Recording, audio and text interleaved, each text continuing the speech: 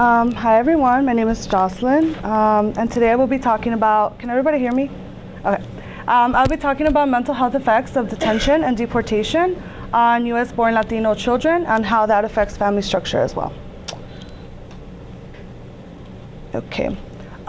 So the way that I conducted my research, I wanted to look into current immigration policies that can potentially, and I did find, affect the mental health of children that are left without their family members, as well as how that affects family structure. So I focused on two.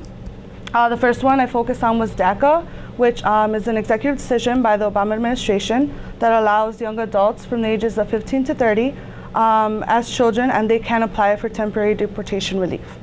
The second one I focused on was DAPA, and it was the second executive decision, also under the Obama administration, that allowed unauthorized immigrant parents who have lived in the United States at least for 5 years and who have children that are U.S. citizens that can apply for deportation relief. So although I did focus on these two, and they seek to eliminate kind of like this gap that it has with like family separation, I found that they fail to represent the remainder of the people who don't fall into these gaps. And then I went on to investigate on detention centers. So just in general, what is a detention center? It's the practice of holding immigrant families, including children and babies, in prison-like detention centers. So it acts as a prison. And then I listed some of them that I focused on my research on. So Burke's Family Residential, Carnes Residential Center in Texas, South Texas Family Residential Center in Texas as well. And then just one of the things that I found that was really important that I also included on here was that the United States actually does have the largest detention infrastructure in the world. So with over 400,000 individuals passing through detention centers each year. And this is in the United States overall. So just a few statistics on detention centers, because I think it's really important to look into this. This is actually recent from 2013 up until this year. So in total number of beds, so obviously these beds are in these detention centers, they have 34,040. The number of people who are detained each year, 441,000. And then the cost per day for just an adult is 123. And for a whole family of usually 4, it's 324. The detention budget right now, currently, is $2.3 billion.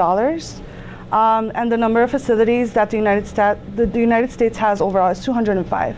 And then also percent operated by private companies, which is more than half, 62%. And the number of deaths since 2003 in these detention centers has been 155. So the reason why I wanted to include these statistics was because I was doing my research. It was very important for me to kind of just look at how these detention centers work, not just, they call them family resiliency centers, or the wording of it just itself when I was conducting my research is very important because they don't acknowledge them as prisons, which they are. So. And then I went on to conduct research in the treatment of people in detention centers, and ultimately how that affects the mental health of children, and then eventually family structure. So I did do one testimony from a person who was held in detention center for 5 months before she was deported. For identity purposes, her pseudonym is Maria. She's 48 now, she's a mother of 2. As I mentioned before, she was held in detention center for 5 months before being deported, and she was actually deported without her children. And just one of the quotes that I got from her that I've been mentioning, they act like prisons. She mentioned that it was a very dehumanizing experience, and they don't respect them or their family members as well. So it was a very hard interview to conduct because she would kind of refer back to how she was treated in these detention centers. So at times my questions had to be kind of framed in a way that where it wouldn't spark up any kind of emotions, where she couldn't tell me her full narrative and her full testimony. And I feel like this is significant to acknowledge because they serve, as I mentioned before, as prisons for families, but then people don't understand how these detention centers can mentally affect a person and overall the family as well. So this is just a graph that I pulled while I was, so after I did my research on detention centers, I moved on to deportation, how that affects as well. the mental health of children, and then family structure. So this is actually from the Pew Research Center, and as we can see, has been increasing up until 2013. And I think what I found striking about this graph was, again, the wording. So it's criminals versus non-criminals, and I think that's really important to point out, because the non-criminal statistic or the number is higher than what a criminal would be considered as. And also another thing that is very interesting on that, there is actually no data, or not enough data, of what actually these people end up being criminalized for. So again, just a few statistics and facts on deportation. Most of the growth in number of deported immigrants has come from those deported for reasons other than criminal conviction, as I mentioned before. In 2013, 240,000 deported immigrants did not have a previous criminal record, up from 218,000 in 2012. The Obama administration has actually had the highest deported rate, of a record of 421,000 unauthorized immigrants. And as we saw from the graph, it just continues on. So this deportation statistics continue. And so after I dug into detention centers and deportation and kind of how that works around the policies, I looked into the effects that these both have on children specifically. So one of the quotes that I gathered from one of the articles that I did research on stated, recent deportation policies contribute to the existence of an entire cadre of Latino children that are parentless and mired in poverty. So this kind of cycle of having these deportation and detention affect the children at the end of the day. And then research has also shown that children of unauthorized immigrants that face deportation and detention are more likely to report anxiety, fear, sadness, post-traumatic disorder, anger, and withdrawal, and this can also affect them academically. And then for detention centers, parents following arrest are reluctant to disclose that they have children for the fear that their children will be taken away. So from the testimony as well, Maria was telling me that a lot of the times where these parents had to describe if they had a family, they usually wouldn't, because of the fear that their kids would also be pulled back and wouldn't have an opportunity of a better life in the United States. So then after I looked into the effects that both of these things have on Latino children, US-born Latino children, I moved on to exploring how this also affects family structure. So through my research and through the testimony that I conducted, it has shown that a parent's deportation can lead to a permanent change in family structure overall.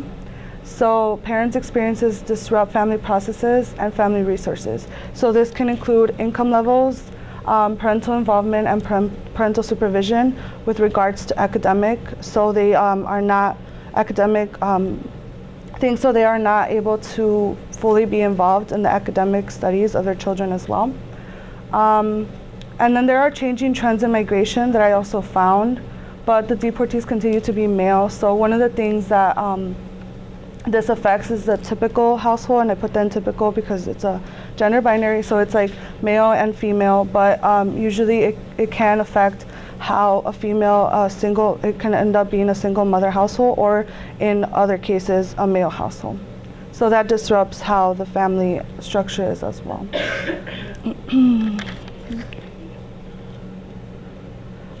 So with my research, the conclusions that I basically drew upon were that detention and deportation of parents ultimately affects the mental health of children, ends up affecting the family structure of a family in the situation as well. So some of the mental health aspects of children that are visible after these parents have been involved with deportation and detention. So obviously more depression, less commitment to school at times. They have academic struggles. Child lives in fear, and there is a mistrust of the government and higher institutions of power, which I think that was one of the main things that I found to be very important. Once they see this like governmental figure or institutional power bringing in this fear, they usually are less patriotic as well. So that affects how they kind of look at everything else, like institutional wise. And then family structure is affected through detention, deportation. Economically, there is a shift in the SES, socioeconomic status, And then single parent households, as I mentioned before, become more prevalent. There is less parental involvement in school, as I mentioned, which can affect their academic behaviors in school. And then my proposed solution to kind of in response to this, or this issue that has been going on, policies where the parents are not detained or not detained for a certain amount of time before they are deported, or if they have seeking deportation. Reasonable pathway to citizenship. One of the things that I found in my research was that there is no policy right now, or have been, to kind of, there is no clear pathway to citizenship. So I think one of the things that it can be a solution for this would be that. The protection of not only children's rights, but parents' rights as well. Because obviously Maria had like a lot of things going on that she shared with me, and it was just affecting herself, which ended up affecting her children as well. And then ensuring that enforcement efforts have protections for children in these situations. So if they are being detained or they are in these schools, have programs where they can help them deal with the deportation or detention of their parents. And then ultimately, I think one of the things that I feel like is keeping families together, which can sound very optimistic or not as realistic as people might see it, but at the end of the day, this is an issue that has been going on for several years and has been kind of left in the shadows, which is one of the reasons why I chose to do this, from like my own experiences from my mom's friend, which is actually the person that I interviewed, and just kind of seeing how this affects people in general. They have, different programs where they can implement that. I think that's it. Yes, that's it.